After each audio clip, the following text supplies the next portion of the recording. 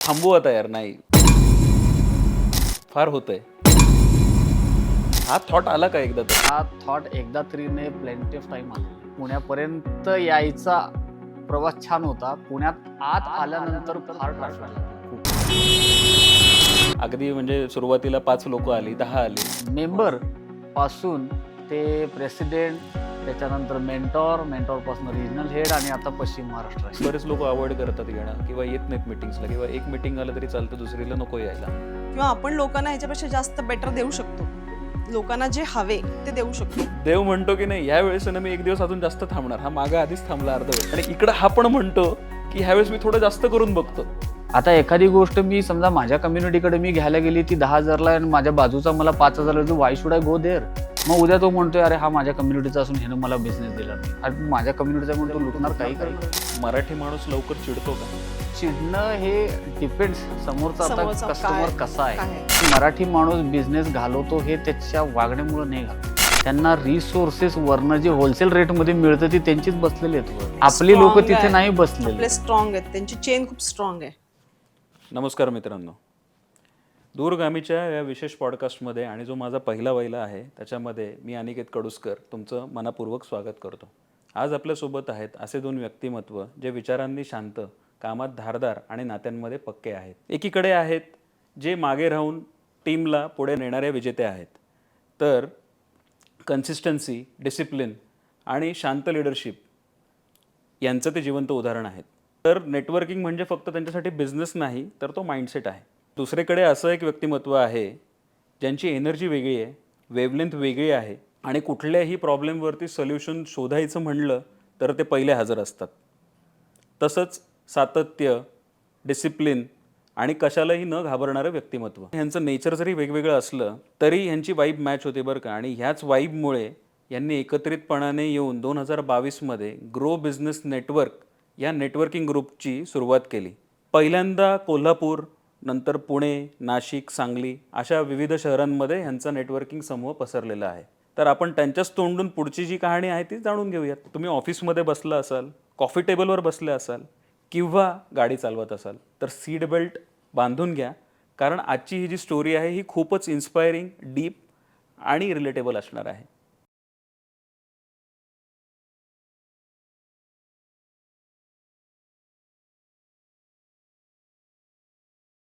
कोल्हापूरहून विशेष आपल्या विनंतीला मान देऊन जीबीएनचे फाउंडर्स विक्रांत गोखले सर, नमस्कार सर. नमस्कार. संजय दत्तात्रय मॅम, नमस्कार. नमस्कार. काय म्हणाल, कसा प्रवास होता इथपर्यंत यायचा? जीबीएनचा प्रवास नाही, जीबीएनचा नाही. पहिलं आम्हाला आवडेल की तुम्ही पुण्यातल्या प्रवासाबद्दल सांगा, की ट्रॅफिक लागलं नाही लागलं, काय लागलं, सगळं तसं. ट्रॅप पुण्यातला प्रवास, पुण्यापर्यंत यायचा प्रवास छान होता. पुण्यात आत आल्यानंतर फार ट्रॅफिक लागलं, खूपच. ओके, सो आता let's move on to grow business network. Yes. ही जी संकल्पना आहे आणि ही जी तुम्ही 2022मध्ये जे स्वप्न पाहिलं दोघांनी मिळून आणि ते अंमलात आणलं, सो दोघांमध्ये जी वेवलेंथ, आम्हाला ते आमच्या प्रेक्षकांना नक्कीच आवडेल ऐकायला की ती वेवलेंथ कशी जुळली आणि कसं सुरुवात झाली. ओके. ॲक्च्युली आम्ही दोघंही वेगवेगळ्या प्लॅटफॉर्मवर एकत्र काम करत होतो. आणि जेव्हा ते काम करताना असं काही लक्षात आलं की काही कमी आहे किंवा आपण लोकांना ह्याच्यापेक्षा जास्त बेटर देऊ शकतो. ओके, लोकांना जे हवे ते देऊ शकतो. आणि मग हा विचार मी सरांशी बोलून दाखवला आणि मग आम्ही त्याचा फॉलोअप घेतला आणि सरांनी पुढे ते सगळं इम्प्लिमेंट करायला सुरुवात केली. सो नाही, अगेन तोच प्रश्न की नक्की सुरुवात कशी झाली, कोणाच्या डोक्यात पहिला थॉट आला आणि ते पहिले मोमेंट्स काय होते? थॉट तसा दोघांच्याही डोक्यात आलेला होता आधी. कारण जसं त्यांनी सांगितलं की आम्ही वेगवेगळ्या प्लॅटफॉर्मवरती आम्ही लिडरशिप पॅनलला पण काम केलेलं आहे. आणि ॲज वेल ॲज त्याच्यानंतर आम्ही दोघं एका प्लॅटफॉर्ममध्येही होतो जिथं मी प्रेसिडेंट होतो आणि मॅडम सेक्रेटरी होते. बरं. आणि खरंच जसा जो तुमचा क्वेश्चन आहे की ही जी प्रोसेस सुरू करायला जी वेवलेंथ जुळली ती तिथं जुळली. ओके. मग तिथं कसं आहे की माझी काम करायची पद्धत आणि त्यांची काम करायची पद्धत, बरं ह्या दोन्ही जुळल्या परफेक्ट. आमचे थॉट्स जुळले. बरं आता तुम्ही म्हणले सर जसं की तुम्ही वेगवेगळ्या ग्रुप्सवरती काम केलेलं आहे, लिडरशिप पॅनलवर केलेलं आहे काम. सो त्या बिझनेस ग्रुप्समध्ये आणि आपल्या बिझनेस ग्रुपमध्ये काय फरक आहे? तिथं जे नव्हतं आणि जे आम्हाला इच्छा होती असायला हवे, जसं की आपण पुढे फ्लो मध्ये नक्कीच बोलूया त्याच्याबद्दल. ओके. तर तो आम्ही या आमच्या GBN मध्ये आणायचा प्रयत्न केलेला आहे. त्यावर आम्ही आधी वर्कआउट केलं जवळजवळ 1 वर्षभर, बरोबर. आणि मग ते थोडं पुढे पुढे पुढे नेत गेलो. बरं, आता आम्हाला इनिशियल संघर्ष म्हणजे प्रत्येक ऑर्गनायझेशन, प्रत्येक ग्रुप सुरू करताना, कुठलीही गोष्ट सुरू करताना एक संघर्ष हा येतोच. सो त्या संघर्षाबद्दल काय सांगाल की काय होता तो प्रवास? अगदी म्हणजे सुरुवातीला 5 लोक आली, 10 आली आणि मग कुठेतरी असं जाणवलं की नाही हे थांबू आता यार, नाही फार होतंय किंवा आपण करू शकणार नाही, हा थॉट आला का एकदा तरी? आणि मग त्याला टॅकल कसं केलं तुम्ही? ऍक्च्युली कसं आहे, हा थॉट एकदा तरी नाही प्लेंटी ऑफ टाइम आलेला आहे. बरं. बऱ्याच वेळा. ओके. कारण कसं आहे की जेव्हा जसं मॅडमनी सांगितलं की आम्ही आमच्या दोघांच्या ह्याच्यात थॉट्स आले डोक्यामध्ये की हे आपण करूया म्हणून, आणि त्याच्यानंतर मग मी त्याच्यावरती वर्किंग करायला सुरू केलं. बरीच नावं पण वेगवेगळी काढलेली होती. त्यातलं GBN आम्ही दोघांनी नाव ते फायनल केलं आम्ही. आणि फायनल केल्यानंतर कसे त्यांचे काही कनेक्ट्स होते, माझे काही कनेक्ट्स इन द सेन्स आमचं फ्रेंड सर्कल. बरोबर. तुम्ही म्हणताय म्हणजे नॉट ओनली बिझनेस कनेक्ट, की जे आम्हाला पहिल्यापासून ओळखतात आणि आमचे चांगले फ्रेंड्स आहेत, त्यांना आम्ही पहिल्यांदा तिथे इन्व्हाइट केलं. पण इन्व्हाइट केल्यानंतर ते म्हणतात ना की फ्रेंडशिपला मान देऊन ते लोक आले. पण शेवटी फ्रेंडशिप आणि प्रोफेशनलिझम ह्या 2 वेगळ्या गोष्टी असतात. बरोबर. राईट. त्या मिक्स आपण कधी करू नयेत. तर ते लोक ऑलरेडी कुठल्या ना कुठल्या तरी प्लॅटफॉर्मवरती होते. पण ते ज्यावेळी त्या प्लॅटफॉर्मवरच्या लोकांना कळलं की आमचे मेंबर्स इथं जात आहेत, त्यांनी थोडेसे आमच्यासाठी प्रॉब्लेम्स क्रिएट करायला सुरू केले. ते बी प्रॉब्लेम्स इथं नाही सांगू शकत, पण त्यांनी सुरू केले. आणि मग आमचे जे फ्रेंड्स होते की त्यांनी आम्हाला रिक्वेस्ट केली आणि आम्हाला सांगितलं की आम्ही कंटिन्यू नाही करू शकत आहे GBN, आम्हाला असे असे प्रॉब्लेम्स येत आहेत. बरोबर. मग आम्ही म्हटलं आमच्यामुळे जर तुमच्या व्यवसायाला नुकसान होत असेल तर विथ प्लेजर तुम्ही जाऊ शकता म्हणून आम्ही तुमच्या पायात बेड्या नाही घालणार. पण म्हणजे आता जेन्युइनली मला एक प्रश्न विचारायचा आहे, कारण नॉर्मल पब्लिकला किंवा लोकांना हे माहिती नसतं की ही फक्त हवा आहे का, की networking group, not as a GBN नाही म्हणत आहे, कुठलाही नेटवर्किंग ग्रुप खरंच बिझनेस मिळतो का इथे? आणि जर मिळत असेल तर तो लोकांना फायदा कसा होतो? कारण की हे जर मिथ आहे तर ते मिथ नाहीये हे आपल्याला लोकांपर्यंत पोहोचवायचंय. कारण की खरंच नेटवर्किंगचा फायदा होतो का नाही होते हा एक नॉर्मल साध्या माणसाला प्रश्न पडणारा आहे. बरोबर. सो त्याला तुम्ही काय उत्तर देऊ शकाल? त्याला एक उत्तर अशा प्रकारचं आहे की नेटवर्किंग प्लॅटफॉर्म भरपूर आहेत. बरोबर. नेटवर्किंग प्लॅटफॉर्म तुम्हाला बिझनेस देत नाही, तुम्हाला नेटवर्किंग देतो. त्याचा वापर करायची अक्कल तुमच्याकडे असेल तर शुअरली तुम्हाला बिझनेस मिळतो, मग तो कुठलाही असो. ओके. हां, म्हणजे मी असं म्हणत नाही की आम्ही GBNचे फाउंडर्स आहोत म्हणून GBNच उत्तम आहे असं आम्ही म्हणत नाही, पण ते GBNच्या नेटवर्किंगचा सुद्धा जर वापर करायची अक्कल नसेल तर इट्स नो यूज. करेक्ट. कसा बिझनेस पाहिजे, तो प्लॅटफॉर्मचा उपयोग कसा करून घ्यायचा हे प्रत्येकाला कळलं. हे तर कुठलाही प्लॅटफॉर्म वाईट नाही, GBNच असं नाही, कुठलाही प्लॅटफॉर्म वाईट नाही, पण तो तुम्हाला समजला पाहिजे. आणि समजत नसेल तर तिथं जे कोण आहेत त्यांच्याकडून तुम्ही समजून घेतला पाहिजे, त्याचा उपयोग केला पाहिजे, तो अवेअरनेस पाहिजे. नक्कीच. तर ॲज अ होल GBN आता कोल्हापूरमध्ये सुरुवात झाली, तो पुण्यामध्ये पसरला. तर ह्या प्रवासाविषयी सर किती काळामध्ये आपण काय पल्ले गाठलेत हे तुम्ही सांगू शकले तर थोडंसं इन्स्पायरिंग राहील. नक्कीच. आधी पहिल्यांदा आम्ही कोल्हापूरला सुरू केलं. ओके. काय ते आमचंच गाव आहे कोल्हापूर, त्यामुळे आम्ही तिथं कोल्हापुरामध्ये सुरू केला. ओके. पहिल्यांदा असंच होतं की कोल्हापूर बघूया आपण काय काय होते, बघूया म्हणजे खात्री तर आम्हाला होतीच, पण जोपर्यंत आपण आपल्या गावामध्ये फर्म उभं राहत नाही तोपर्यंत आपण दुसरीकडे नाही जाऊ शकत. त्यामुळे आम्ही आधी तिथं कोल्हापूरमध्ये आमचे सगळे चॅप्टर सुरू केले. आणि मग हळूहळू आम्हाला वाटायला लागलं की आपण दुसऱ्या गावात पण जाऊ शकतो. मग आम्ही सांगली सुरू केला आणि सांगलीनंतर आम्ही पुणे सुरू केला. पुण्याचा प्रवास सर तुम्ही सांगा. आता जसं मॅडमनी सांगितलं आपल्या गावापासून सुरुवात करायची. प्रत्येक ठिकाणी असे तुम्ही बघितलं असेल की काउन्सिलर्स, इनोव्हेटिव्ह किंवा मोटिवेशनल स्पीकर्स असतात, ते जे बोलतात चेंजेस स्टार्ट्स फ्रॉम यू. तुमच्यापासून सुरुवात झाली तर सगळं बदलता येतं. तर तोच प्रकार कोल्हापूरमध्ये आम्ही केला. आमच्यापासून आम्ही सुरुवात केली. आणि सुरुवातीला आम्ही 8 मेंबर्स होतो. आणि पहिल्यांदा जेव्हा व्हॉट्सअप ग्रुप चालू केला लक्ष्मीपूजना दिवशी, बर. त्यावेळी ग्रुपमध्ये जवळपास 30-35 लोक होते. आणि पहिली मीटिंग आम्ही कंडक्ट केली डिसेंबरमध्ये, आय गेस, राईट. डिसेंबरमध्ये कंडक्ट केली. त्या मीटिंगला आम्ही 8च लोक with founders. With founders. 2 founder आम्ही 8च लोक. आणि फक्त 6 लोक. मग जसं तुम्ही मगाशी जे सांगितलं की तो थॉट आला का बंद करायचा, तो बऱ्याच वेळा आला. की काय करूया आपलं. म्हणजे जेव्हा सांगली सुरू केलं तेव्हाही हा थॉट आला, पुणे सुरू केलं तेव्हाही हा थॉट आला. पण पुणे किंवा सांगली करायचं हे आमच्या प्लॅन मध्ये नव्हतं.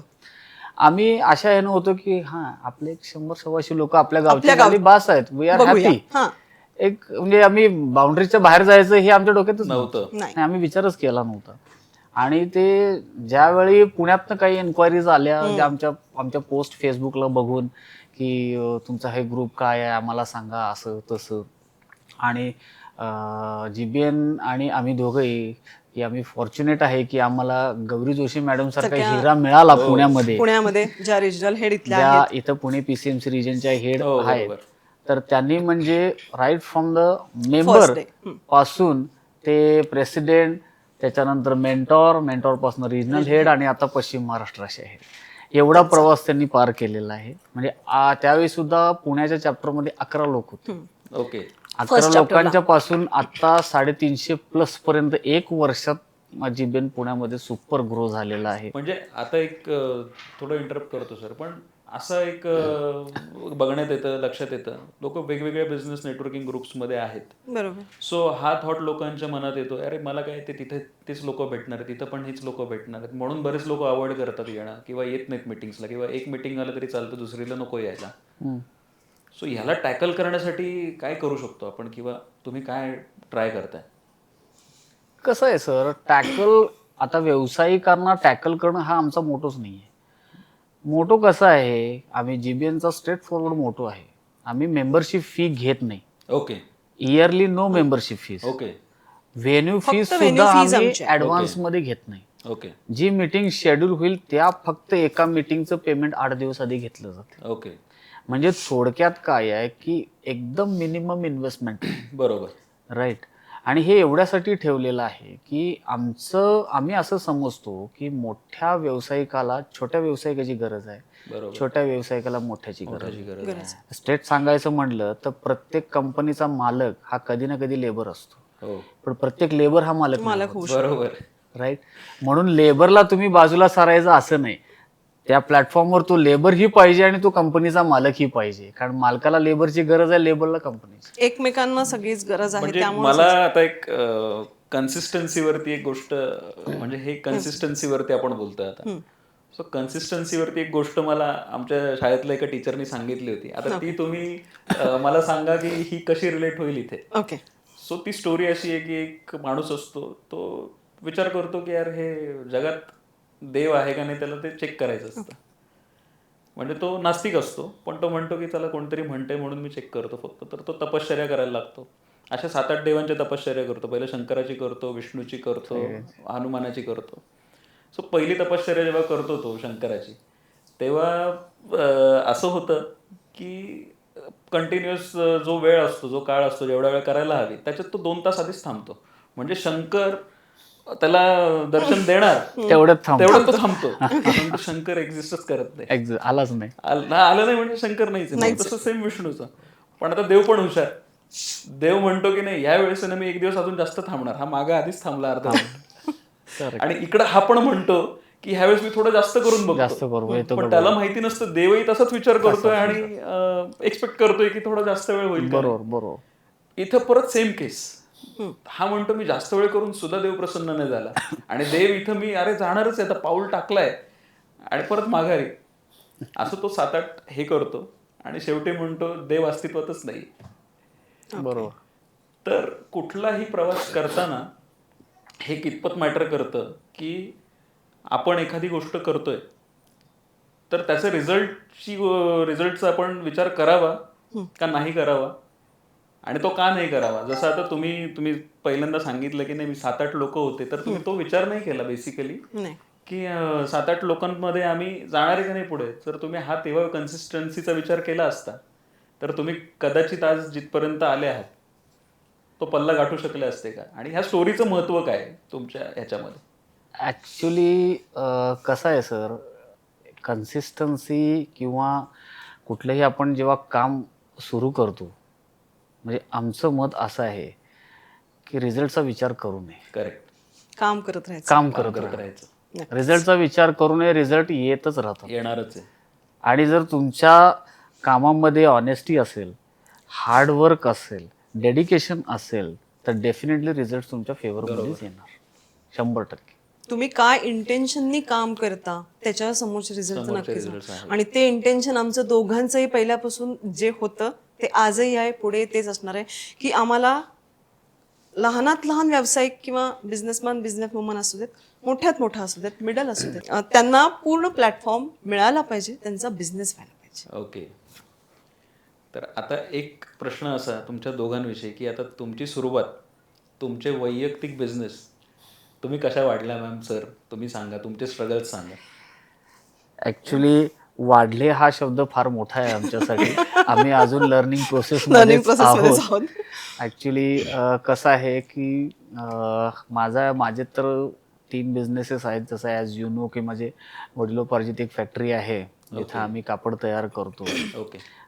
माझ्या फॅमिलीमध्ये सगळे टेक्स्टाईल इंजिनियर, मीच माझं शिक्षण हटके टेक्स्टाईलमधलं नाही. आणि दुसरं माझं कम्प्युटरमधलं शिक्षण, त्यामुळं माझे काही फ्रेंड्स आहेत बँगलोरमध्ये. ओके. सो त्यांच्याबरोबर आम्ही वेब अँड सॉफ्टवेअरची कंपनी आम्ही काम करतो याच्यामध्ये. आणि ट्रॅव्हल एजन्सी आहे माझी, जी मला आवड आहे फिरायची आणि लोकांना फिरवायची. ती ट्रॅव्हल एजन्सीमधनं मी ती पूर्ण केलेली आहे. बरोबर. आणि सुरुवातीला म्हणजे एक ट्रॅव्हल एजन्सी जेव्हा सुरू करायची होती तेव्हा असं काही डोक्यात नव्हतं की एक ऑफिस करायचं आणि एक ट्रॅव्हल एजन्सी कुठलं तरी एक पोर्टल घेऊन आपण बुकिंग करायचं, तर तसं नव्हतं. बरोबर. त्याला तो प्लॅनच नव्हता ॲक्च्युली माझा ट्रॅव्हल एजन्सी करायचा. ते ट्रिगर कशामुळं झालं की मी माझ्या वेब आणि माझा जो बिझनेस आहे वेब आणि ग्राफिक्स आणि सॉफ्टवेअर्सचा, त्याच्यासाठी मी बुडापेस्टला गेलो होतो, ओके. हंगरीला. ओके. मी तिकडं होतो 2 वर्ष. बर. तर तेव्हा कसं झालं होतं की मी फर्स्ट जाऊन आफ्टर विजा फर्स्ट एंट्री करून आलो. आणि सेकंड टाइम जेव्हा मला जायचं होतं तेव्हा सडनली माझं तिकीट बुक झाल्यानंतर माझ्या आत्याचे मिस्टर सिरियस झाले हे समजलं. ओके.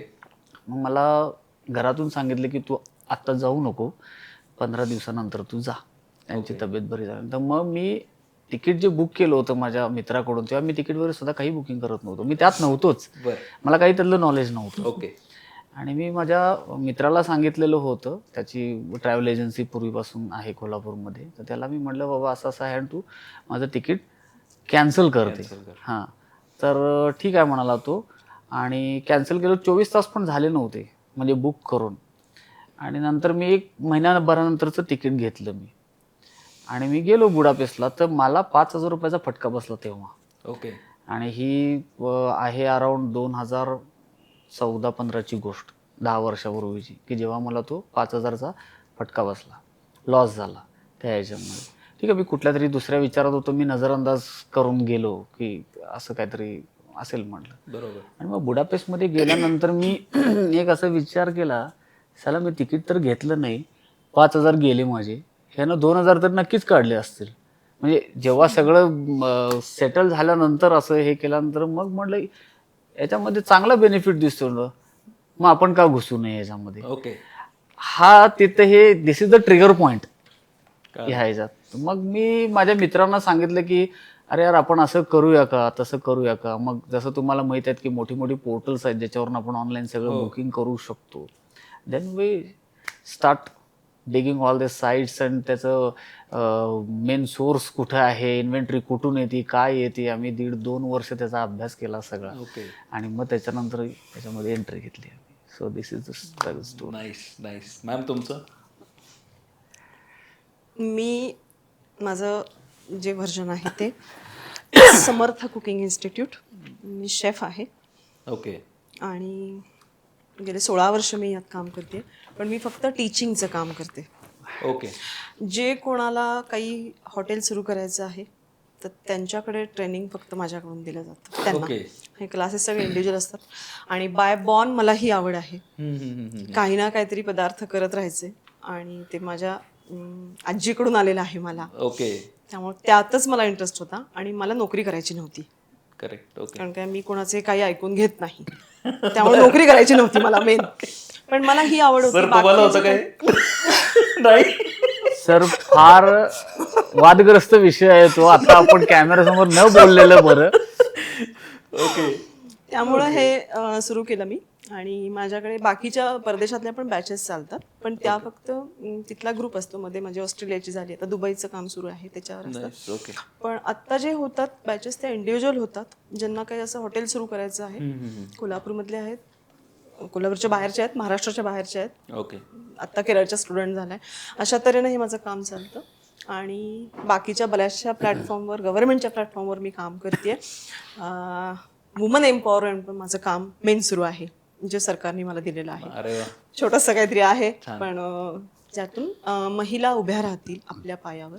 खूपच छान. आपल्याकडे अवेअरनेस हा शहरांमध्ये आहे, बरोबर. पण खेडेगावामध्ये बघितलं तर थोडासा कमी आहे. खरं त्या जास्त काम करतात, पण त्यांना कळत नाही की कुठल्या पॉइंटनं काम करायचं आणि आपण कसं पुढे आलं पाहिजे. बरोबर. आणि त्यावर माझं काम मोस्टली चालेल. Nice nice nice. पण याच्यावरनं एक असा बोध आपण किंवा एक स्टोरी परत एखादा नवा उद्योजक असतो तर त्याला पहिल्यांदा कळत नसतं की काय करावं, वाट सापडत नसते, फंडिंगचे इश्यूज येतात, बरेच प्रॉब्लेम्स येतात. बरोबर. आणि मग तो पुढे सरलेला असतो, तो मागे येतो बॅकफूटवरती. तर अशा वेळेस कसं उभं राहावं किंवा काय. आता जसं मी केलं तर मी पहिल्यांदा इनिशिएटिव्ह असा घेतला की माझी जी फील्ड होती तर तिथे मी पहिल्यांदा हे बघितले, स्पॉन्सर्स बघितले किंवा इन्व्हेस्टर्स बघितले, त्यांना काही प्रॉफिट शेअरिंगमध्ये सांगितलं किंवा काय. तर तुमचा सल्ला काय असेल याच्या व्यतिरिक्त की कसं नवीन उद्योजक पुढे येतील आणि ह्या गोष्टींना टॅकल कसे करतील.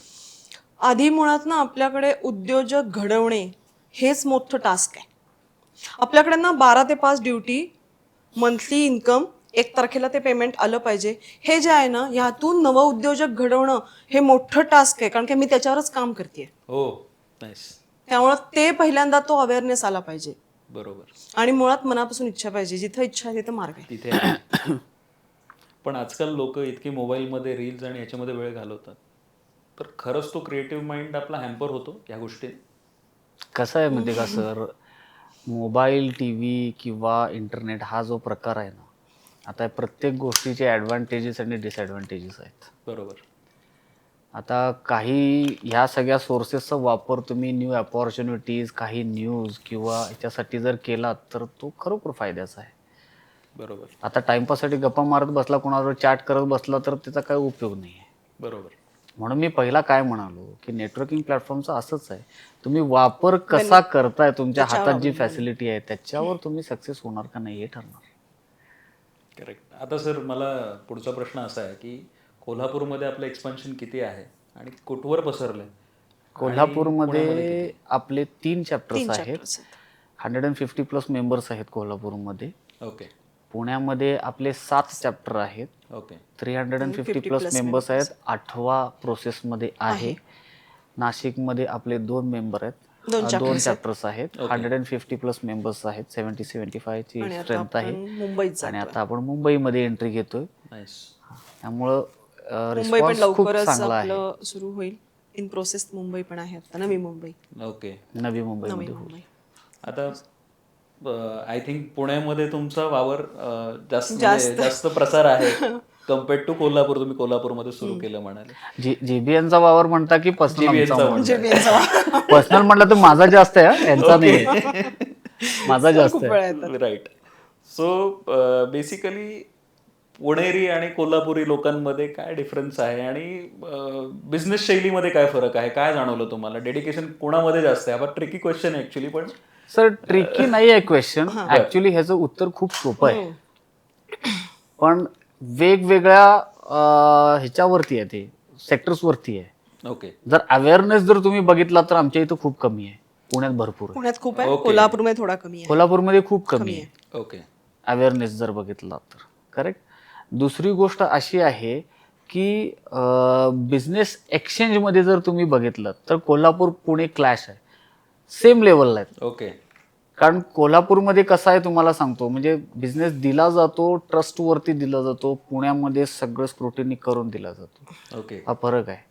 आमच्या इथं ना तुझा शब्द बस छोटं तू बोललास गाव ना पण ते. छोटं आहे आणि एकमेकांवर खूप विश्वास आहे. तुम्ही म्हणता ना ओके, आणि आम्ही त्याच विश्वासावर जीबीएन सुरू केलाय कोल्हापूरमध्ये, ओके. त्याच विश्वासावर. आणि तिसरी गोष्ट म्हणजे कसं आहे की जर तुम्ही बॉन्डिंगचा जर विचार केला तर कोल्हापूरमध्ये जास्त आहे. खूप आहे, जास्त आहे, खूप आहे ॲज कम्पेअर टू पुणे. कोल्हापूरमध्ये जास्त आहे. कारण पुण्यामध्ये काय बॉन्डिंग आहे सर, पण ते डिस्टन्सवर कॅल्क्युलेट होते. ओके. थोडस लांब. मला तुला भेटायचं आहे यार, मला 25 मिनिटं लागणार, एक काम कर राहू दे उद्या भेटू. तिथं आमच्याकडे फक्त फोन, आता भेटायचं 2 वाजता फोन आला, 3 वाजता भेटायचं ओके आज मी आलो लगेच. तयार आहे. म्हणजे असं हे नाहीये. असं आहे म्हणजे म्हणून मी म्हणजे म्हटलं ना की वेगवेगळ्या ह्याच्यावर सगळेजण पण अवेअरनेस आणि हे जर बघितलं तर पुणे पुणे. सुपर आहे, प्रश्नच नाही, नो डाऊट. आता एक महत्त्वाचा प्रश्न, प्रभाव आपण म्हणतो. तर GBNचा लोकांच्या पर्सनल आणि बिझनेस या दोन्ही गोष्टींवर पडणारा प्रभाव कसा डिफाईन कराल? जास्त मी त्याच्यामध्ये काय सांगू शकत नाही, फक्त एकच तुम्हाला मी उदाहरण सांगतो. प्रभाव इन द सेन्स म्हणजे आमच्या कोल्हापूर चॅप्टरमध्ये तिथे एक मेंबर आहेत, लेडीज मेंबर. ओके. राईट. म्हणजे ज्यावेळी त्या जीबीएनमध्ये आल्या त्यावेळी ती मेंबरच होती. Member right. आणि सडनली मी त्यांना वन फाईन डे मी त्यांना सांगितलं की मॅडम तुम्हाला ह्या चॅप्टरचं सेक्रेटरी व्हायचं आहे. बरं. ओके. तर मला त्या बोलल्या की, आणि ॲक्च्युली मला तेव्हा माहीत नव्हतं की 2-3 दिवसापाठीमुळे त्यांचा भाऊ एक्सपायर झाले. हो. मी सडनली त्यांना सांगितलं की मॅडम तुम्हाला ह्या चॅप्टरचं सेक्रेटरी पोस्ट तुम्हाला घ्यायचं आहे. मला म्हणाल्या सर मी तुम्हाला उद्या संध्याकाळी सांगते. म्हटलं ठीक आहे सांगा. दुसऱ्या दिवशी त्यांनी संध्याकाळी मला फोन केला की सर ठीक आहे आय एम रेडी, मी करते. म्हणजे आधी घाबरलेल्या होत्या. त्या पण व्यावसायिक आहेत, त्यांची इव्हेंट मॅनेजमेंटची कंपनी आहे, आणि घाबरलेल्या होत्या आधी. सर तुम्ही असणार ना बरोबर? मी आहे बरोबर, मी तुम्हाला सगळं सांगतो. आणि आता त्यांचं टेन्युअर सेक्रेटरी पोस्ट संपलेलं आहे आणि आता त्या डेप्युटी रिजनल हेड आहेत. मी असो नसो काही नाही फरक पडत सर. बरं. त्या काम करत राहतात. इतकी डेव्हलपमेंट आहे त्यांच्या स्वतःच्या पर्सनॅलिटीमध्ये, त्यांच्या बिझनेसमध्येही. जीबीएनमधनं त्यांना भरपूर बिझनेस मिळालेला आहे. त्या पुण्यात सुद्धा आलेल्या होत्या कॉन्क्लेव्हला, पुण्यातल्या सुद्धा त्यांनी मीटिंग्स अटेंड केल्यात. म्हणजे त्यांचं स्वतःची पर्सनॅलिटी एवढी डेव्हलप झाली, कॉन्फिडन्स इतका वाढला त्यांचा बोलायचा की आता फाउंडर्स असले नसले त्यांना त्या कळत नाही. म्हणजे आम्ही कुठेही गेलो, आज आम्ही इथे दोघं आहोत, त्यांना फक्त सांगितलेलं आहे की असं असं आम्ही जातोय, तुम्ही जावा आम्ही करतो. आम्ही करून इतका कॉन्फिडन्स आला. आणि असा प्रत्येक जे कोणी काम करतात नुसता पोस्टवर त्यांचा कॉन्फिडन्स तर नाहीये, मेंबर्स मेंबर नाही असं झालं ना, हा त्या मॅडम आहेत ना, मग फाउंडर नसले तरी चालतं आम्हाला, काही म्हणजे problem नाही. म्हणजे इतकं त्यांचं डेव्हलपमेंट खूप आता वैयक्तिक डेव्हलपमेंट करून घेतली ती. हा. करून घेतलं तर सगळंच होणार. GBNला पुढच्या 3 वर्षात कुठं बघता? पूर्ण महाराष्ट्रभर महाराष्ट्राच्या बाहेर जायचं plan. जायचा प्लॅन बाहेर जायचं. सुरूच आहे. ओके. पण आता या 3 वर्षात त्याच्यामध्ये मग तो लँग्वेज बॅरियर येईल का नाही येणार, आणि मग त्याला टॅकल कसं करणार? लँग्वेज बॅरियर येणार, करणार. आपण आपल्या पद्धतीने कधी जीबीएन सगळ्यांना टॅकल करते व्यवस्थित, त्यामुळे तेव्हाही तोच होणार, तेव्हाही तेच होणार. नक्कीच होणार. असं आहे. पण ह्या वैयक्तिक तुमच्या दोघांमधला जो आपण म्हणू चेंजिंग पॉईंट आहे किंवा जो बदल आहे, तो बिफोर GBN आणि आफ्टर GBN काय तुमच्यामध्ये पर्सनल चेंजेस झाले? काही फरक नाही. काही नाही, काही आहे नाही. आहे तसं. आहे तसेच, तशाच ओरडतात, तसाच ओरडा खातो मी, सगळं तसंच आहे, नो चेंज. असं काही नाहीये. जे आहे ते आहे दोघांचंही, आणि दोघं इथपर्यंत असे आहोत म्हणूनच हे व्यवस्थित फक्त चाललंय. एक काय तुम्हाला सांगतो, बॉन्डिंग खूप छान खूप आहे bonding आहे आमचं, आमचं. ट्युनिंग खूप छान खूप आहे bonding. पहिल्या जे नो डाऊट त्याच्याबद्दल. मग मी म्हटलं ना, म्हणजे जसं मॅडम मगाशी म्हणाल्या, मी कोणाचं ऐकत नाही. राईट. मी पण तसाच आहे, पण मला सुद्धा ते ओरडतात, मग ते ऐकावं लागतं, मला ऑप्शन नाही आहे. बरं करूया. ओके. कसं आहे, एखाद्या ग्रुपला थोडस शिस्त ही लागलीच पाहिजे, त्याशिवाय तो प्रॉपर चालत नाही. हो. पण असंही होत असेल ना कधी कधी, आपण शिस्त लावतो पण आता बिझनेस कसं आहे माहिती का सर, कानफट्या हा नाव हे पडतंच, त्यात काय वाद नाही. हो. पण आपल्याला जे काय करायचंय ते करायलाच पाहिजे, तरच तो ग्रुप. सर जीबीएनच्या बाबतीत हे असं झालेलं आहे, म्हणजे ऑक्टोबरला 24 ऑक्टोबरला ते सुरू झाला, व्हॉट्सअप ग्रुप सुरू झाला, सगळं झालं. आता मी तुम्हाला जसं मगाशी सांगितलं की डिसेंबरला पहिली मीटिंग झाली. मग ग्रुप केल्यानंतर म्हटलं आता बघूया, हे म्हणजे एवढं की हां करू मीटिंग करू, यांचा मला फोन, मीटिंग कधी करणार आहे? हा म्हटलं करूया की, म्हटलं व्हेन्यू जरा, मी आपलं एक स्टेटमेंट टाकलं, म्हटलं व्हेन्यू मिळत नाही, सगळ्या गावाला व्हेन्यू मिळतो, तुम्हाला मिळत नाहीत काय? हो म्हटलं उद्याच व्हेन्यू बघतो म्हटलं. आणि दुसऱ्या दिवशी व्हेन्यू बघितला. जेव्हा आपण एखादा ग्रुप सुरू करतोय तेव्हा म्हटलं तुम्हाला, कारण का तेव्हा जेव्हा सुरू आय केला एक्सेप्ट की शिस्त ह्यांनीच लावलेली आहे, लावलेली आहे बोर्ड. पण ती थोडं तेव्हा- महत्वाची आहे, आहे. म्हणजे कुठल्याही ह्याला एक शिस्त ते हवी. ओरडणं असं होत नाही. हक्काने मी सांगू शकते एवढं नक्कीच, आम्ही दोघे एकमेकांना हक्काने सांगू शकतो की हे असंच झालं पाहिजे, असंच केलं झालं पाहिजे, पाहिजे. एवढं बॉन्डिंग आमच्यात आहे. बॉन्डिंग आणि ट्युनिंग खूप ट्युनिंग खूप आमचं चांगलं आहे. त्यामुळे तो आम्ही पण जीबीएन म्हणजे- जे आमच्या डोक्यात आहे, जे पुढे न्यायचं ते आत्तापासून तयार आहे. वेळोवेळी तुम्हाला समजेल असते काय काय होणार आहे. त्यांनी सांगितलं आणि विदिन 24 आवर्स व्हेन्यू मिळाला सर. हो मीटिंग शेड्यूल झाली, मी नव्हते तेव्हा, मॅनिफेस्टेशन होतं सर. सगळं झालं ते. नाही मेन टाइम माझे काका खूप सिरियस होते आणि मी 2 महिने तिकडे गावाला होते आणि तरी जीबीएन काहीच हाल झाले नाहीत. म्हणून ह्यांना फोन केला तर व्हेन्यू मिळत नाहीये असं त्यांनी स्टेटमेंट टाकलं. हो मी म्हटलं सगळ्या गावाला सगळे व्हेन्यू मिळतात आणि आपल्याला मिळत का नाही? 24 आवर्स मध्ये त्यांचा फोन आला की व्हेन्यू फायनल झाले आणि अमोल दिवशी मीटिंग आहे. आता सर जेव्हा मॅम तुम्हालाही म्हणजे आहे की एखादी ऑर्गनायझेशन, एखादा ग्रुप जेव्हा मोठा होतो, बरोबर आहे, हे नक्की लोकच मोठं करतात. बरोबर. नक्कीच तुमचं स्ट्रॉंग होल्ड असणार त्याच्यावरती. पण असं काही होतं का, काही हिरमुसलेले चेहरे असतात किंवा त्यांना त्या पद्धतीने टॅकल करणं आणि त्यांना परत ट्रॅकवरती आणणं आणि काम करून घेणं, हा कितपत मोठा चॅलेंज आहे? कसं आहे माहिती का सर, कुठलाही मोठा इव्हेंट झाला, मोठ्या मीटिंग झाल्या, छोट्या छोट्या मीटिंग मध्ये होतं, मोठा इव्हेंट झाला की असं बऱ्याच वेळा आम्हाला टॅकल करायला लागतं. 25 माणसं जमली तर ठीक आहे, जेव्हा 125 जमतात हो, तेव्हा कोणतरी काहीतरी मग सुरू असतं कारण आणि त्याला आम्ही व्यवस्थित टॅकल करतो. वेगवेगळ्या पर्सनॅलिटी हा असतात, वेगवेगळी लोक, पण त्याला आम्ही दोघंही व्यवस्थित टॅकल करतो, त्यांना व्यवस्थित ट्रॅकवर आणतो. त्यांचा जर काही गोड गैरसमज झाला असेल तर तो दूर करायचं काम पण आम्ही करतो. करेक्ट. नक्कीच. तर आपलं जसं हा इव्हेंट आणि हा पॉडकास्ट आता सुरू आहे आपला, तर वेळ आली एक स्पॉन्सरशिप, जे आपला आजचा पॉडकास्ट आहे जो ज्यांनी स्पॉन्सर केलेला आहे त्यांचं नाव घेण्याची. सो आपले स्पॉन्सरर आहेत आजचे Mrinal counsels hub, Pune leading counselling lady म्हणू आपण त्यांना, आणि आय थिंक त्यासुद्धा ग्रो बिझनेस नेटवर्कमध्ये आहेत, आणि को स्पॉन्सर्ड बाय देवदत्त कन्स्ट्रक्शन, ज्याचा मी एक मेंबर आहे, proud member. So let us continue with the discussion. तर जीबीएनमध्ये जी प्रोसेस म्हणतो आपण, सो प्रोसेस इम्प्रूव्हमेंटला काय व्हावे आणि कितपत आपल्याला चेंजेस बघायला मिळतील पुढच्या काही वर्षामध्ये. जसं आता आपण प्रत्येक ग्रुप इव्हॉल्व्हच होत असतो, ते इव्हॉल्व्ह होत असताना काही बदल आपल्याला लक्षात येतात, हे असं करावं तसं करावं. आता फॉर एक्झाम्पल आपल्या मीटिंग्स वगैरे कधी असतात सर, किंवा कसं सिस्टीम आहे सध्या? प्रत्येक चॅप्टरचा दिवस ठरलेला असतो. प्रत्येक रिजनमध्ये मीटिंग असतात. मंथली एकच मीटिंग असते प्रत्येक चॅप्टरची ऑफलाईन. ओके. आणि त्या रिजनची एक ऑनलाईन असते प्रत्येक मंथच्या फर्स्ट वीकमध्ये. ओके. असं एवढ्यासाठी ठेवलेलं आहे की लोकांनी नुसतंच मीटिंग करून उपयोग नाही आहे.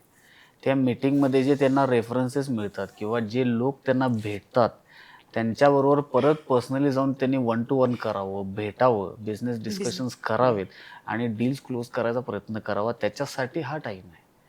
प्रत्येक आठवड्याला जाऊन मीटिंगमध्ये बसणं किंवा दर 15 दिवसाला जाऊन मीटिंगमध्ये बसणं त्याचा काही उपयोग नाही होणार आहे. हां, म्हणजे आता महिन्यातून बिझनेस ग्रुप्समध्ये जसं असतो दर वीकली मीटिंग. काही त्यांनी ठिकाणी तो weekly आहे, काही ठिकाणी इतर बिझनेस ग्रुप्सनी काही तो बिझनेस मांडला आहे का, त्यांना काही तसा फायदा होतो असं तुमचं? त्यावर कमेंट्स नाही, नाही, पण हां, जीबीएनची जी पॉलिसी आहे ती अशीच आहे. अशीच आहे. पण आता त्यात कसं आहे माहिती आहे का, जीबीएनचा इतर ग्रुपबद्दल तर आपण कमेंट करणं चुकीचंच आहे.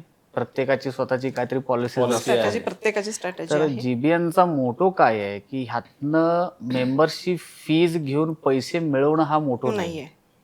ओके. हा, म्हणजे बाकी इतर ग्रुप्समध्ये इथं काही ठिकाणी 60-70 हजार घेतात, Annual काही fees ठिकाणी घेतात. 30-40 हजार आपण काहीच घेत नाही. आपण काहीच घेत काहीच नाही. नाही, 0 रुपीज. लोकांना हे उलट प्रोत्साहन देणारी गोष्ट आहे किंवा आणि यातनं पैसे मिळवणं हा आमचा मोटोच नाही. मोठंच नाहीये. बिझनेस मिळायला पाहिजे एकमेकांना. आणि का होतं बरेच वेळेला जे छोटे उद्योजक असतात ना त्यांना हे शक्य नसतं 20-20 हजार रुपये एवढे घालणं. 30-40 पण हजार तुम्ही घालणं शक्य नाही. मंथली 500-700 रुपये घालू शकता आणि तुम्हाला सगळ्यांना भेटता येतं. कारण काय प्रत्येकाला हक्क आहे बिझनेस करायचा. मग त्यांना कुठलाच प्लॅटफॉर्म नाही का, तर त्यासाठी हा मी जीबीएन हा जीबीएन सुरू. पण आता ह्याच्यात एक अजून एक गोष्ट अशी आहे की लेट्स से की महिन्यातून एकदा आहे, तो आपला बॉन्ड तसा डेव्हलप होतो लोकांमध्ये. एक ऑनलाईन आणि एक ऑफलाईन आहे. ओके. ज्यांना जसं मगाशी तुम्ही म्हटलात तसं ज्यांना ज्या प्लॅटफॉर्मचा उपयोग चांगल्या प्रकारे करून ते घेतात करून. ते परफेक्ट घेतात आणि बिझनेस होतो. आता आपले मीटिंग्स ज्या असतात त्या मीटिंग्समध्ये आपले चॅप्टर्स ओव्हरलॅप होतात प्रत्येक वेगवेगळ्या दिवशी. वेगवेगळ्या दिवशी meeting. त्याचं शेड्यूल ठरलेलं आहे. म्हणजे क्रॉस मीटिंग तुम्ही करू शकता. ज्याची कॅपॅसिटी आहे तो 2-3 ठिकाणी जाऊन जाऊ शकतो. तुम्ही क्रॉस रिजन पण जाऊ Cross शकता. region जाऊ नाशिकच्या शकता. मीटिंगला जा, कोल्हापूरच्या मीटिंगला या, सांगलीच्या Okay. मीटिंगला जा, कुठेही जाऊ पुण्याच्या कुठल्याही चॅप्टरच्या मीटिंगला जा. ओके. रोमिंग अलाउड आहे सगळीकडे तुम्हाला सर. तर लोक आता जसं बॉन्डिंग आणि ट्रस्टचं आपण बोललो तसं आपलं अट्रॅक्ट कशी झाली ह्या मूळ संकल्पनेला? मेन गोष्ट मेंबरशिप फी. मेंबरशिप फी नाही, मुळात मेन हे आहे. मेन हेच आहे. मेंबरशिप सगळ्यात मोठा annual पंच fee तोच आहे. Annual अॅन्युअल फीज fee नाही. हा सगळ्यात मंत्र मोठा आहे. पंच. म्हणजे काय तुम्ही जर फायदा करून घेतला नाहीत तर तुमचा तोटा तरी नक्की होणार नाही. नक्की नाही. त्यासाठी लोक येतात. ओके. 100%. सो नेक्स्ट सेगमेंटकडे वळूयात आपण. मला वाटतं बाकी सगळ्या गोष्टी तर विचारल्यात. बिगेस्ट चॅलेंज इंटरनल एक्सटर्नल पण विचारून झालंय, माझं विजनही झालेलं आहे. आणि नवीन उद्योजकाचं जसं म्हणलं तसं एक प्रश्न माझा विचारायचा राहिला ॲक्च्युली. पहिल्या 6 महिन्यात काय करावं आणि कुठले ट्रॅप्स अवॉइड करावेत नवीन उद्योजकांनी? कसं आहे, मी आता त्याच्याबद्दल जर सांगायचं म्हणलं तर थोडंसं वाक्य कडवं आहे पण ते सत्य आहे. कडवं वाक्य म्हणजे असं आहे की तुम्ही कितीही नेटवर्किंग प्लॅटफॉर्मवर जावा, कितीही अभ्यास करा, तुम्ही पडल्याशिवाय तुम्हाला उठायला येणार नाही. पडल्याशिवाय. हो. पडलंच पण एखाद्याची कॅपॅसिटीच नसेल, त्याच्याकडे पैसेच नसतील आणि तो म्हणून ऍक्च्युली म्हणून नेटवर्किंग पाहिजे. सर हे बघा, मी प्रत्येक मीटिंग मध्ये जेव्हा काही मोटिवेशनल स्पीच असतो तर त्यावेळी मी प्रत्येक वेळी मी सांगतो की मेंबर्सना मी विचारतो की what is the importance, skill और विल. ओके. काही मेंबर्स म्हणतात स्किल, काही मेंबर्स म्हणतात विल. तर माझ्या नजरेमध्ये will is most important. Okay. कारण आता जसं तुम्हाला सांगायचं की फेमस बॉक्सर तुम्हाला माहिती असेल मोहम्मद अली, हो. हे त्याचं वाक्य आहे. त्यानं स्पष्ट सांगितलेलं आहे की विल फार महत्वाची आहे. की जेव्हा मी बॉक्सिंग करत असतो, खेळत असतो, जेव्हा समोरचा मला पंच मारतो, मी पडतो, ओके. माझ्या स्किलनं तर मला पाडलं, ओके. माझी विल सांगते Mohammed once more get up. अजून एक गोष्ट म्हणजे प्रश्न तर यातले संपलेत सगळे. ओके. सो एक असं म्हणजे एक नॉर्मल जाणवतं मला की लोक गुजराती आणि मारवाड्यांकडे बघतात ह्या कम्युनिटीकडं की हे किती छान बिझनेस करतायत, ह्यांचं मॉडेल किती वेगळं आहे. पण जिथे मराठी माणूस जेव्हा बिझनेसमध्ये उतरतो तर पहिलं त्याला एक उशी दिसती बिझनेसची, आपल्या ह्याची जॉबची. सो ती जॉबची उशी काढावी आणि बिझनेसमध्ये उतरावं. जसं तुम्ही म्हणले सर, पडणारच आहे, पडलाच पाहिजे, पडल्याशिवाय उठणार नाही. त्याशिवाय त्याला समजणारच नाही उठायचं. पण ह्यासाठी सर काय करावं आजकाल? तेच सांगते, अवेअरनेस जो आहे ना उद्योजक होण्याचा, आपल्याकडे मराठी माणूस 11 ते 5 आणि 1 तारीख हेच ठरलेलं आहे. चाललेलं आहे. ह्याच्यावर कम्फर्ट झोन मध्ये लाईफ जगायची सवय लागलेली आहे. कम्फर्ट झोन सोडला तुम्ही. इथं पाहिजे तुमच्या की माझं तर वैयक्तिक मत आहे की तुम्ही तुमचा बिझनेस, तुमचं स्किल आहे, तुमच्या बिझनेस, लोकांचे बिझनेस का वाढवतो इथं काम करून गाढवासारखं. तुमची बुद्धी तुम्ही तुमच्या बिझनेससाठी उपयोग करा आणि तुम्ही ग्रो व्हा, तुमचा बिझनेस वाढवा. हे इम्पॉर्टंट आहे. नाही, आजकाल जी ट्रेंड चालू आहे सर, म्हणजे लोक ज्यांनी बिझनेसमध्ये नाहीये, म्हणजे नॉर्मली अशी ट्रेंड आहे की ज्यांच्या फॅमिलीज पूर्वी बिझनेसमध्ये आहेत तेच कॅरी फॉरवर्ड करतात किंवा त्यांना ते संस्कार मिळतात. आणि जे पहिले जे बिझनेस करायला उतरतात, पहिले जसं म्हणले तुम्ही पडतात, ते परत उठायची ताकद नसते. तोपर्यंत 25, 26, 30 वर्षाचे होतात, लग्न करतात, समोर मग बायको दिसती, मुलं दिसतात आणि मग म्हणतात अरे आता नको, एकदा पडलोय. कसं आहे सर, पडल्यानंतर उठायची ताकद प्रत्येकाच्यात असते सर, असते. पण ती आपल्यात आहे का नाही ही ओळखता आली पाहिजे आणि ती तुमची इच्छाशक्ती पाहिजे. तुमची जेवढी तीव्र इच्छाशक्ती तेवढं तुम्ही करू सर. जीबीएन सुरू करताना आम्ही पण पडलेलोच आहे. आम्ही किती वेळा पडलोय. आम्ही जर आमचा कम्फर्ट झोन सोडला नसता तर आज इथं बसलो नसतो तुमच्या समोर. जेव्हा आमचा कम्फर्ट झोन सोडला म्हणून तर आम्ही मीटिंग केली तेव्हा आम्हाला खूप काय काय झालं त्या दिवशी Okay. की आपण एवढं केलंय आपल्या सगळ्यांसाठी आणि फक्त 8 माणसं, काय करायचं पुढं?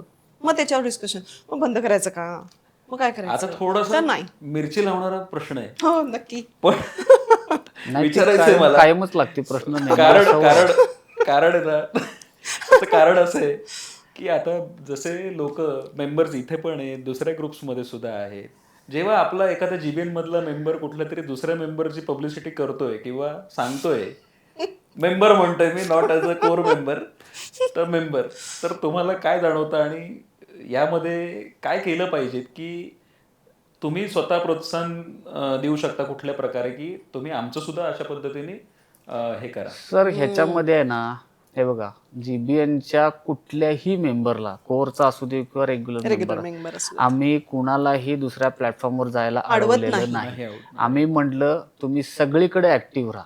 तुमचा तिथे ऍक्टिव्ह राहिला तर इथे पण राहा, तिथं राहतोस आणि इथं राहत नाहीस मग तिथेच राहा. तिथेच राहा. ओके. फक्त न्यायप्रिय लोक आहे सर आम्ही. दोन्हीकडे समान न्याय झाला पाहिजे, नाहीतर जिथं न्याय देतोस तिथे. आता दुसऱ्या नेटवर्किंग ग्रुप्समध्ये आपल्याला माझ्या काही सोर्सेसकडनं मला कानावर आलं, ओके. सो तिथे जर कोरमध्ये असाल, तुम्ही प्रेसिडेंट असाल किंवा काय असाल, तर they are not allowed to work in the core committee in other groups. Okay. Sir हे नियम पूर्वी नव्हते, हे जीबीएन मुळे त्यांना करावे लागलेत करावे लागेल. हे नियम नव्हते आणि करायलाच पाहिजे होते, कारण त्या त्याच्या पर्याय नव्हता त्यांच्याकडे. त्या ग्रुपमध्ये आम्ही पण आम्ही होतो. पण होतो. हे नियम नव्हते पूर्वी, हे जीबीएन मुळे करावे लागले त्यांना. कारण तो आज आहे, उद्या राहील याची गॅरंटी नाही आहे. ओके. ओके. तर आता असं एक एक म्हण आहे, म्हणजे आपले खूप मोठे पुण्यातले एक व्यावसायिक, आता ते बिझनेस क्षेत्रामध्ये नाही आहेत, पण मराठी माणूस लवकर चिडतो का, आणि compared to other business categories, आणि त्याचं कारण असं आहे की त्यामुळे आपण बिझनेस घालवतो का, असं काही अनुभव आहे? सर कसं आहे माहितीये का, चिडणं हे डिपेंड्स समोरचा आता कस्टमर कसा आहे. आणि दुसरी गोष्ट म्हणजे मराठी माणूस बिझनेस घालवतो हे त्याच्या वागण्यामुळे नाही घालवत सर. ओके. तुम्ही जसं मगाशी सांगितलं की गुजराती मारवाडी ह्याच्यामध्ये करतात, त्यांचं ब्लड असते. नाही ब्लड नाही आहे ते. मग त्यांना रिसोर्सेस वरनं जे होलसेल रेटमध्ये मिळतं ते त्यांचीच बसलेले आहेत वर. त्यांची चेन खूप आपली लोक तिथे नाही बसलेले, आपले स्ट्रॉंग आहेत, त्यांची चेन खूप स्ट्रॉंग आहे, त्यांची बसलेले आहेत वरती. पण असंही जाणवतं ना सर की आता मराठी माणसावरती विश्वास नाही ठेवत, पण मारवाडी गुजरात्यांवरती विश्वास ठेवून त्यांना बिझनेस देतो. सर तो विश्वास नाही ठेवत, तो पैशाकडे बघतो. मला ह्याच्याकडे स्वस्तात मिळते. तुम्ही एखादा कपडा घ्यायला जावा, तुम्ही एखाद्या सिंधी लोकांच्या दुकानात जावा, हाय क्वालिटी कपडा तुम्हाला कमी कॉस्ट मध्ये विथ द लेटेस्ट फॅशन मिळतो. तेच तुम्ही मराठी माणसाच्या दुकानात जावा, तोच कपडा तसंच मिळेल, खरं कमीत कमी मार्केट रेट पेक्षा जास्त.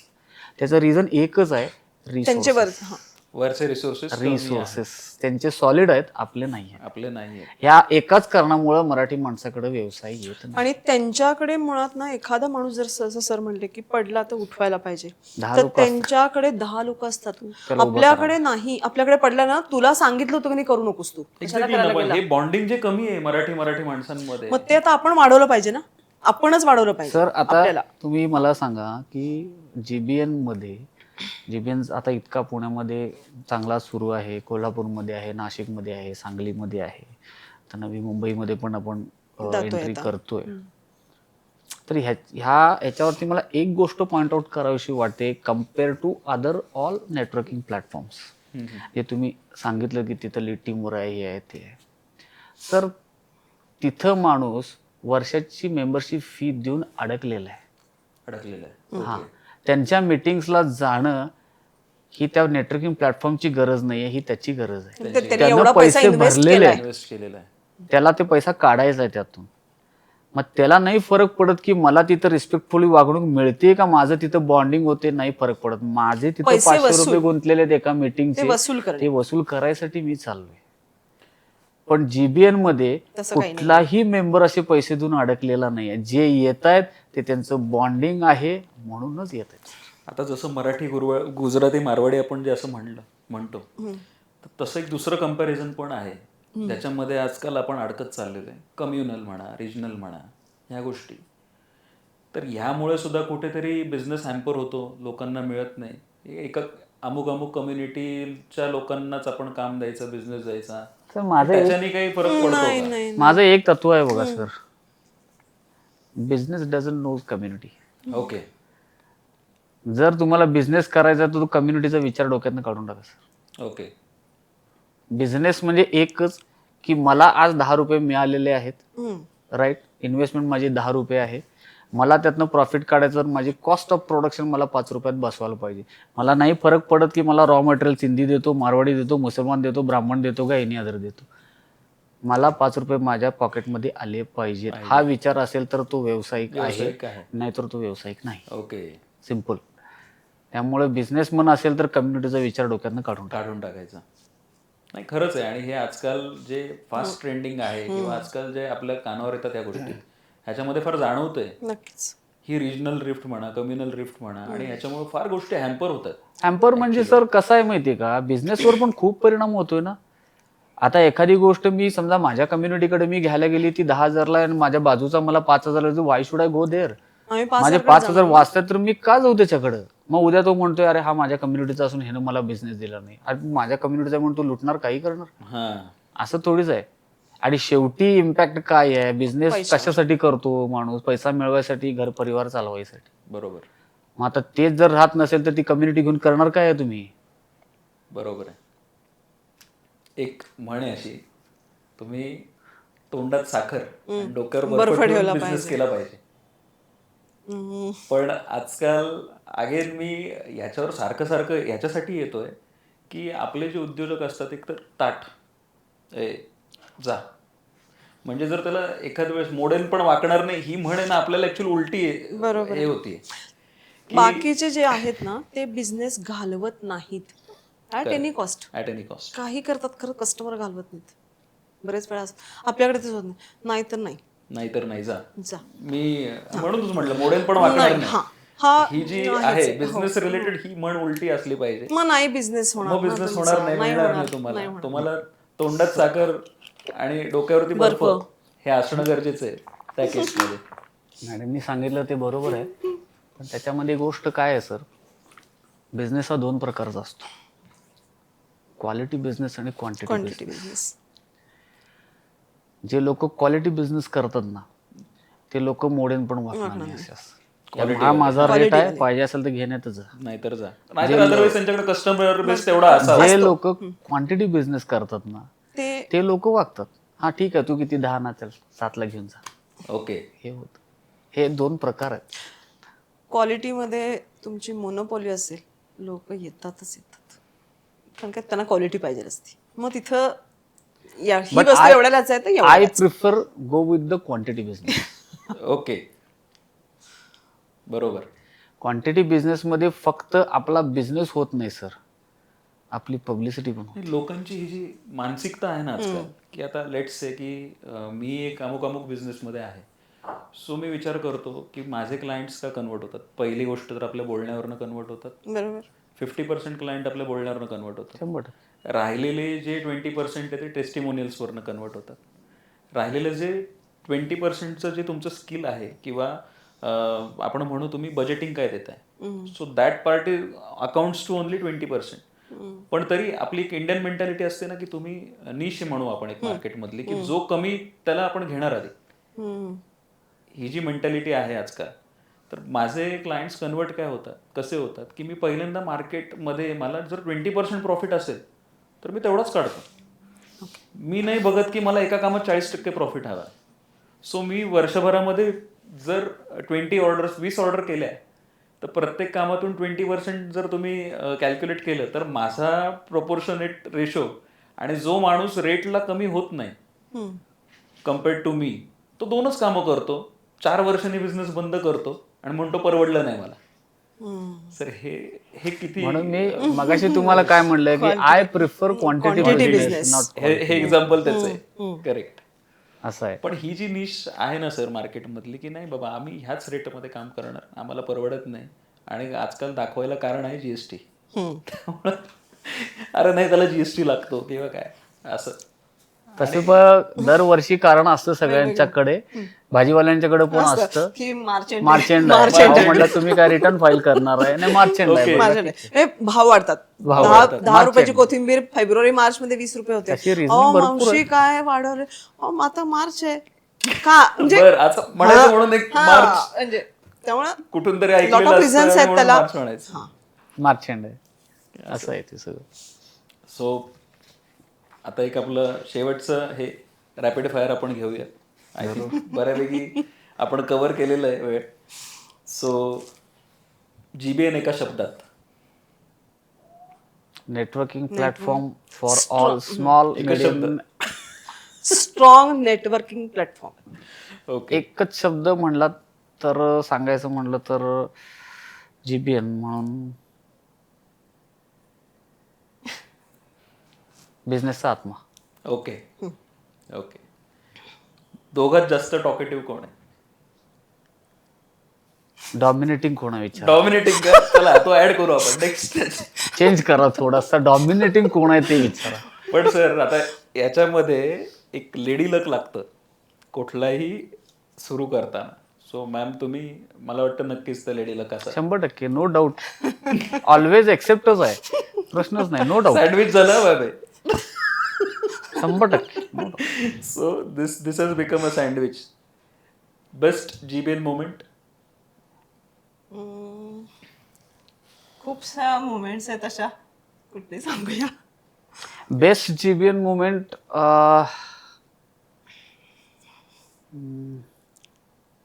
मुवमेंट अशा भरपूर खूप आहेत, आहेत. पण फर्स्ट सक्सेसफुल कॉन्क्लेव्ह कॉन्क्लेव्ह. जी कोल्हापूरला झाली पहिली कॉन्क्लेव्ह. काय प्रकार आहे सर कॉन्क्लेव्ह आम्हाला? सर 3 महिन्यात केली कॉन्क्लेव्ह ती. डिसेंबरला पहिली मीटिंग झाली आणि एप्रिलमध्ये मार्च का एप्रिलला पहिली कॉन्क्लेव्ह केली आम्ही. कॉन्क्लेव्हला आपले एकाच दिवशी 100 ते 150 व्यावसायिक ओके. प्रत्येकाशी 1 to 1 करतात. 1 to 1 म्हणजे काय आता हे प्रत्येकाचा जे बिझनेस आपण करतोय आपण आता आता जे करतोय करतोय ते 1 to 1. Want to. ओके. ते स्ट्रक्चर फक्त GBN ने तयार केलेलं आहे, Oh. जे आम्ही तयार आणि केले ते कॉपीराईट आहे सर. आणि ते कॉपीराईट आहे, ते No कोणालाही one can मिळणार copy. नाही. नाही मिळणार. नाही मिळणार. कॉपीराईट जे आम्ही Nice. खूप कष्टाने ते तयार केलेलं आहे. ओके. एकाच वेळेस 100 आणि आता पुण्यात झाली ती, पण पहिली जी कॉन्क्लेव्ह झाली त्यावेळेस आमच्याकडे 100 होते आणि 100 जणांनी त्या दिवसामध्ये 8 तासामध्ये प्रत्येकाशी 1 to 1 केलं प्रॉपरली. तो आमच्यासाठी प्राऊड मुवमेंट खूप होती.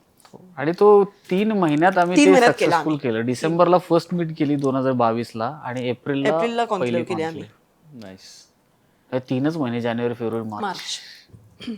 आणि आय थिंक पहिल्या याला 80+ 80 मेंबर्स प्लस होते. मेंबर्स होते, प्लस विजिटर्स असतात. कॉन्क्लेव्हची स्पेशालिटी काय आहे की त्याच्यामध्ये कुठलेही एक्सपिरियन्स शेअरिंग नाहीये. नो बोरिंग लेक्चर्स की कुठे गेस्ट बोलवलाय तो 2 तास बडबडत बसलाय त्याचा ऐकत बसलोय कशाला. जे काही 4, 5, 6 राऊंड असतात ते फक्त 1 to 1. तुम्ही तुमचा बिझनेस सांगा, आम्ही तुम्हाला सांगतो. माझं पर्टिक्युलरली वैयक्तिक मत असं आहे ह्या बाबतीत की ते एक्सपिरियन्स शेअरिंग करणं वगैरे हे जे असतं त्यांनी केलं त्यावेळची परिस्थिती वेगळी होती, चॅलेंजेस वेगळे होते सगळे.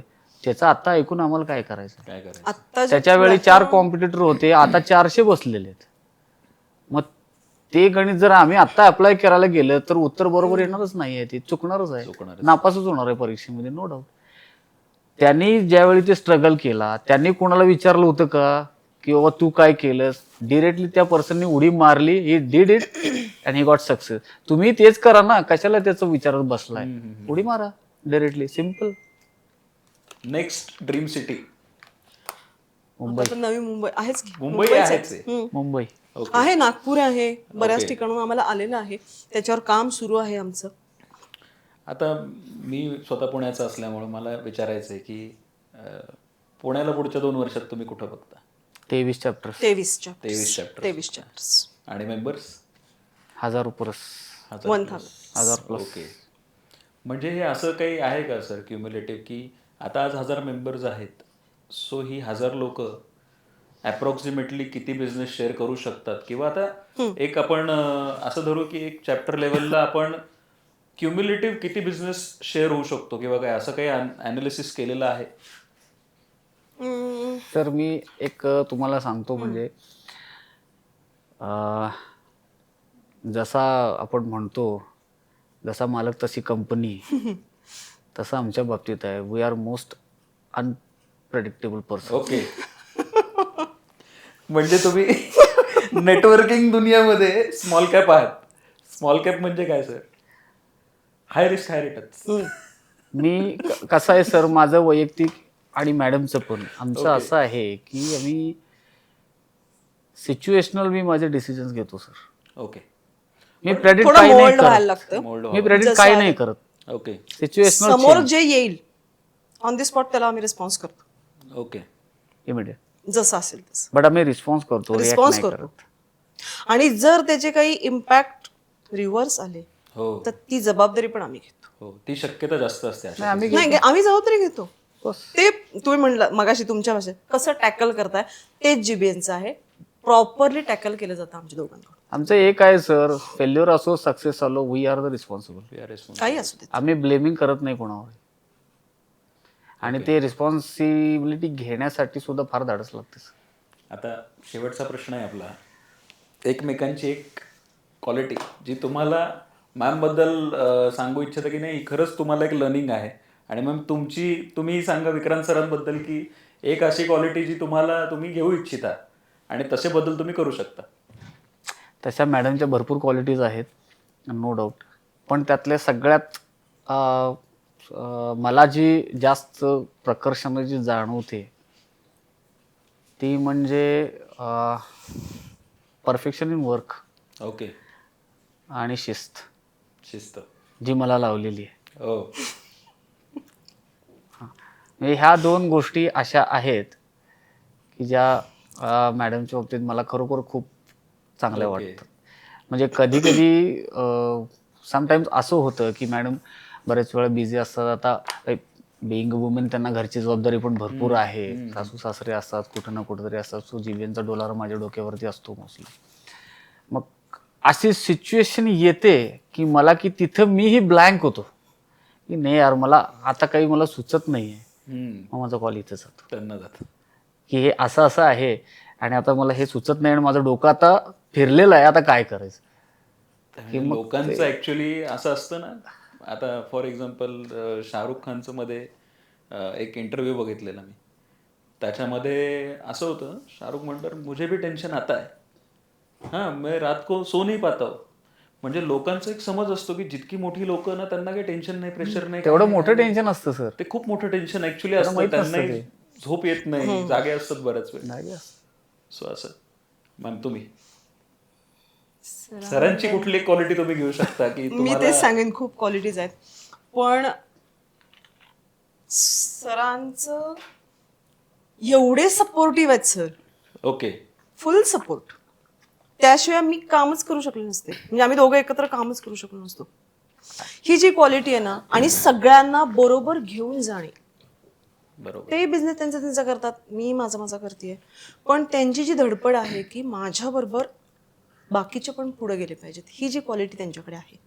आणि निर्णय घेण्याची क्षमता on the spot, decision making perfect. हां, शेवटी कसं आहे, जेव्हा आम्ही काम करतोय कधीतरी स्टक झालं तर मी त्यांना फोन करते, तेही मला करतात. ओके. पण डिसिजन पॉवर अल्टिमेट. ओके. आणि सगळ्यांना घेऊन जायचं. आणि सपोर्ट मात्र परफेक्ट. म्हणजे इतका सपोर्ट आहे, त्यामुळं मी खूप फ्री असते खरं सांगायचं नाही, तर. खरं एक सांगायचं झालं ना तुमच्या दोघांचंही आता ॲक्च्युली, तर मी पण बिझनेस माझा हँडल करतो. पण पार्टनरशिपमध्ये करणं, आणि ठीक आहे तो फॅमिलीमधला असेल तर ते आपण वी कॅन अंडरस्टँड की चलो ते आपलं एक वेवलेंथ फ्रिक्वेन्सी जुळते. पण जेव्हा एखाद्या व्यक्तीसोबत जो आपल्या घरातला नाही आहे, ब्लडलाईनमधला नाही आहे, आणि त्याच्यासोबत पार्टनरशिपमध्ये एखादी गोष्ट करणं सुरुवात, नॉट नेसेसरी रिलेटेड टू बिझनेसच असेल. माझा एक वैयक्तिक किस्सा आहे की मी नाही करू शकलो वर्षभर. पण म्हणजे असं होतं ना, असं थॉट येतो यार की यार मी जास्त काम करतोय, ते नाही करत आहे, आणि हे एफर्ट्स माझेच जास्त. सो असे मोमेंट्स कुठे टचवूड इकडं खाली तुमच्यामध्ये येऊ नये कधी. आणि असंच तुम्ही GBN आणि हे आणि व्यावसायिकांना पुढे नेत जा, हीच आमची पण इच्छा आहे. तर मित्रांनो, आपण आज भेटलो विक्रांत गोखले सर आणि संजोत दप्तरदार मॅम यांना. आणि आपला हा पहिला पॉडकास्ट होता. हा कोणालाही जाणवलं नसेल होपफुली. जसे आमची एडिट टीम आहे, सगळेच टीम्स आहेत इथं, आणि त्यांनाही नक्की आवडलं असेल आपण ज्या पद्धतीने प्रश्न विचारले. तर पुन्हा एकदा अशाच एका इन्स्पायरिंग, डीप आणि रिलेटेबल स्टोरीमध्ये आपण नेक्स्ट याला लवकरच भेटू. थँक्यू.